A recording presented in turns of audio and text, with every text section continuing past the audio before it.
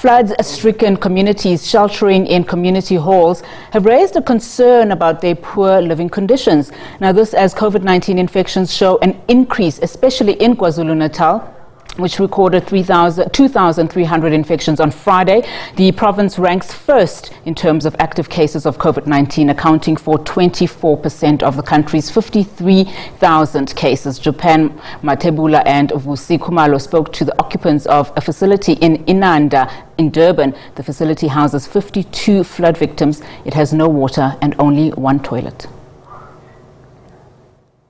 This is Inanda area north of Durban. Well, this is an area that was hardest hit by the recent floods in the province of KwaZulu-Natal, with more than 430 deaths as a result of the floods in the province of KwaZulu-Natal, with Durban becoming or emerging as one of the hardest hit areas, especially in areas such as Inanda and Tuzuma, Dazenok, Chelimnyama, especially to the areas that are also on the banks of the rivers. As I'm asking our camera person, Busiso Japan Mathebula, is taking you through in some of the visuals of this house. We know that a number of people have been housed into this facility so that they can have roof over their heads. We are told by the facilitator here that there are more than 52 people who are housed in this facility, with many of them being elderly women and also young children that we cannot show their faces. Let's talk to the owner of this facility. Mama, igama nje kafushane, igama nesibongo, ungasukuma nje sichazele nje kafushane ukuthi siyathola la ukuthi walula isandla sakho ekuthina abantu bakwazi ukuthi bakhosele. Awusitshele ngalo mzamo yakho nokushintsha le ndawo ukuze bakwazi ukuthi bahlale la kuselokhu kwaqala ikhukhula. Igama lami nguThembi wakabhengu. Into enze ukuthi ngibanikeza abantu le ndawo ingoba nami ngahlukumezeka kakhulu, ngabona nabantu behamba emgwaqweni. Ukuthi ngikusize sikwazi ukuthi sibe ndawonye, sikwazi ukuthi sithole mhlambe nosizo njengoba lalishila ikhansela lathi uma singathola indawo la ngase sihlale ndawonye khona, ngoba ngeke likwazi ukuthi sisize umuntu ngoba abantu bonke bashumekeke emzini ethile kuze asibe sithola indawo la soba khona ndawonye. Ngase ngithi mina ngiyavolunteer ngale ndawo yami yebusiness ukuthi akuze kuzovulwa la kodwa ingcolile sikwazi ukuthi siclean. Sahlanganisa imali ebesiphiwa abantu ngoba bebekhona abantu abeqhamuka bethi awushame Nkosi yami basinike lo okuncane, sicele nabanye nakubanye abantu sihlanganisa imali sikwazi ukuthi siclean la. Kwakhona udaka la lalula endlini sakwazi ukuthi saclean ke.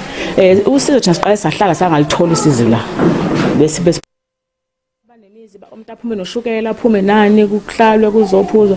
Mina ke nje ngomuntu one BP ngokuthatha abantu ngizobafaka la kwehla kakhulu istress ngoba umndeni wami su9 la ekhaya, kodwa akusalanga lutho, kusele nazi indonga kuphela.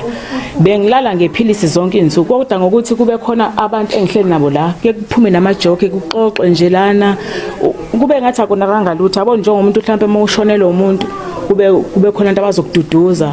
Ukuhlala kwethu la sibe sonke ndawonye kusizile, nabanye ngiyazi ukuthi basizakele bebe nenkinga yestress ngoba ngathi bese ngathola ngisho abantu bengasiluleka ngoba asisalanga nalutho, ngisho into zangaphansi asisalanga nalutho nje, sasala sithina.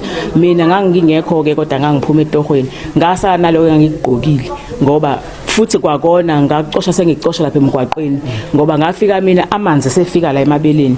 Ngangasababoni ngisho abantu ababebuka, ngavele ngakhumula ingubo nje ngangena ngetight ngagijima ngala lapha endlini abantu abadala esigodlweni nomalume ngathi asikhiphe izinto abantu abadala. Umntwana wami naye wayegijima naye ekhipha ama document ethi how certificate ama ID kangokuba nje ngishinti ama funeral cover kwasala ngaphakathi certificate zakhona, okunye nje kwasala kusathwala leyo sikutholayo konke ke nje kunye kwasala ngaphakathi ngoba zokugqoka nani ngoba ngisho umntwana ona 8 years sase simbeke lapha emgwaqweni singasazi njani. Ngisho imoto zami la ngaphakathi zasitaka ngaphakathi zinodaka ayikwazi ngisho ukuduma. Sathi hayi futhi sezomuka mayimuka ke ngenhlanhla ke zangamuka ke. Okay, siyabonga. Mama here, she's saying that she's one of those who heeded a call by a local councillor who asked that if anyone does have a place so that they can accommodate a number of people who were left homeless in this area. So she did heed that call. And there we are in this facility. This is not a community hall, by the way. This was a business, but it has been swapped to an area where many of the homeless people could have roof over their heads. Let's talk to another person now from here in this area.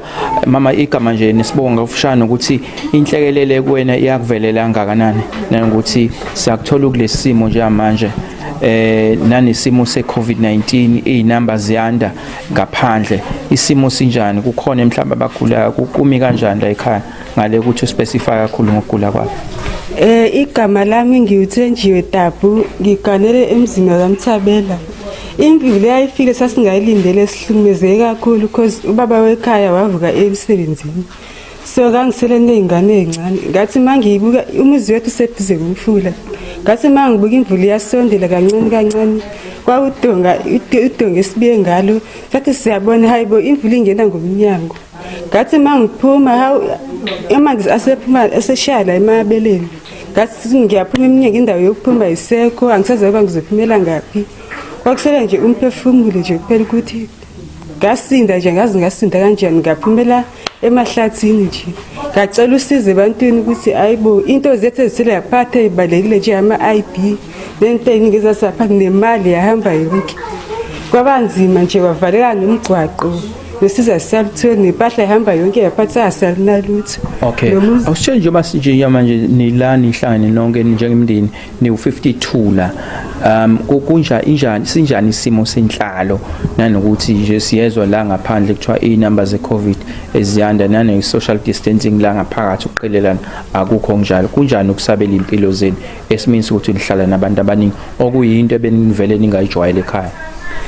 Ukuhlala kwethu lana sibaningi ukuhlala kwethu yana sokubambela khulu leso sibaningi kakhulu and futhi ukuhlala kwethu umuntu uphatha umkhuhlane nomunye uphatha umkhuhlane and bona ngekho right because sibaningi kakhulu kumele sithole indawo yokuhlala ngokusheshsha uze sikwazi ukuthi sihlale ngokukhululeka nokwanda kwesifo kwehle yebo.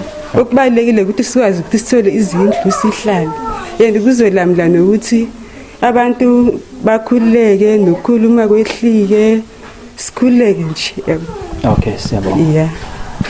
She's one of the victims of the recent floods in KwaZulu-Natal. She's saying that she survived that ordeal of the recent floods, of which she could only run with whatever she had on her back, only her clothes, but she also lost a number of valuable items such as the ID documents and other critical documents. At the moment she doesn't know where to turn to, only except this area of which the neighbor here opened her arms so that they can have a roof over their heads. A number of people are staying here, 52 of them. We are told that only 8 are males and also children are the majority in this area. So they are calling for government to expedite the process of being built proper houses so that they can have or lead comfortable or life back on track.